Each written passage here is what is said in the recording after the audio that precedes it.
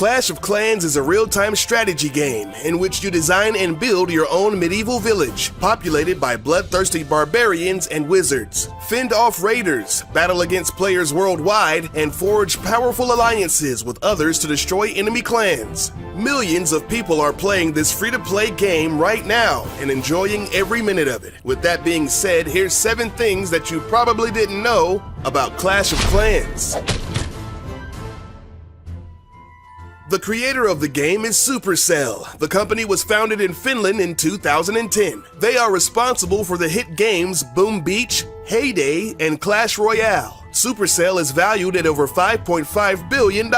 Although these games are free to play, or freemium, players can make in-game purchases to give them the edge that they need to dominate their opponents. Clash of Clans rakes in about $5 million every day. Today, the company has a staff of over 250 employees. The crazy thing about all of this is that Clash of Clans has about 30 million active users, but the team that runs the game only consists of about 15 people. The workload may be insane, but the payout is pretty freaking sweet.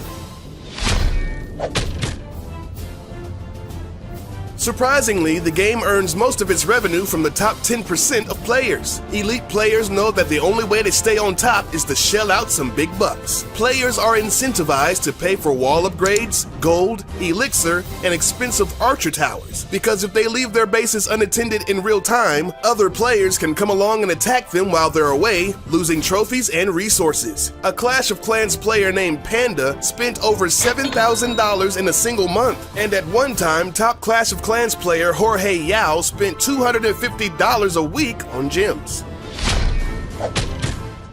Now, you may be asking yourself how a dude living in a 300 square foot apartment in San Francisco can afford to spend that much a week on a game. Well, he had some very wealthy sponsors, most of which were from the United Arab Emirates. At one point, he was playing on 5 different accounts to stay on top. He even had the bright idea of wrapping his 5 iPads in plastic bags so that he could bring his gadgets into the shower with him. Jorge spent 6 months at the #1 spot, and he was the first player to break the 4,000 trophy mark and instantly became famous worldwide. But once he felt like it was taking over his life, he graciously bowed out of contention and stopped playing the game cold turkey. He hit the #1 spot again recently, but it only lasted for a morning.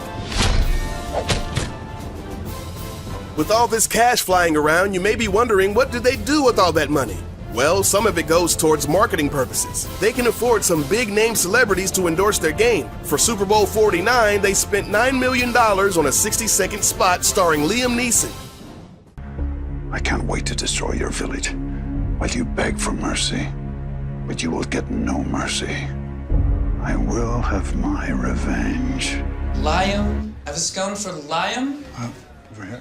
This ad was the most watched commercial on YouTube in 2015. At the time of this video, it has around 117 million views. Supercell even got Christoph Waltz, the Bond villain himself, to play in a series of commercials. One even featured the late-night sensation James Corden. But not only do celebrities appear in their commercials, they also play the game. Jeremy Lin, Daniel Craig, and Mr. T, just to name a few. Oh, and don't forget about John Cena! But seriously, he does play. Speaking of Mr. T, Supercell is obviously fans of the Fool Pitier himself, so much so that the pig rider is modeled after him. The distinctive mohawk and beard is a dead giveaway. The only difference is the voice. Now you got me. I'm not sure why the hog riders need to have such high-pitched voices. In the past, Mr. T has lent his likeness to other games. At one point, he was a spokesperson for the World of Warcraft game. I'm Mr. T and I'm a night elf mohawk. What's your game? Another highly beloved character of the game is the Pika. This seemingly unstoppable force has the strongest armor of any elixir-based troops and the highest damage of any normal unit in the game. The letters P-E-K-K-A don't officially stand for anything in particular. Supercell held a Facebook contest in August of 2012 to see who could come up with the best written-out name for Pika, as judged by the number of likes. The name, Perfect Enraged Knight Killer of Assassins, was the winner. But what is a Pika? A knight? A samurai? A robot? No one knows. But the mysterious and dangerous Pika is a girl. On one of the loading screens, there's a tip that reads, "The armor on Pika is so heavy that spring traps do not work on her." Now, some may say that calling a Pika a her is the same as christening a ship as a she, but honestly, at the end of the day, it doesn't matter what gender Pika is. It's still badass.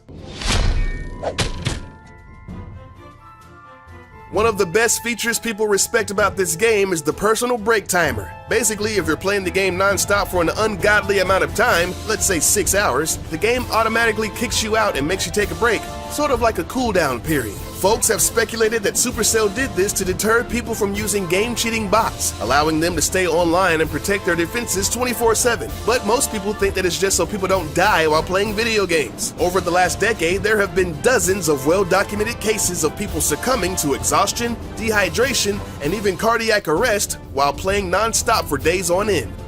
Dude, your castle's getting ready. Oh my god! Thanks for watching. We hope you enjoyed this video. If you did, then please leave a thumbs up. Next time you see your buddies, you can blow their minds with some of these amazing facts.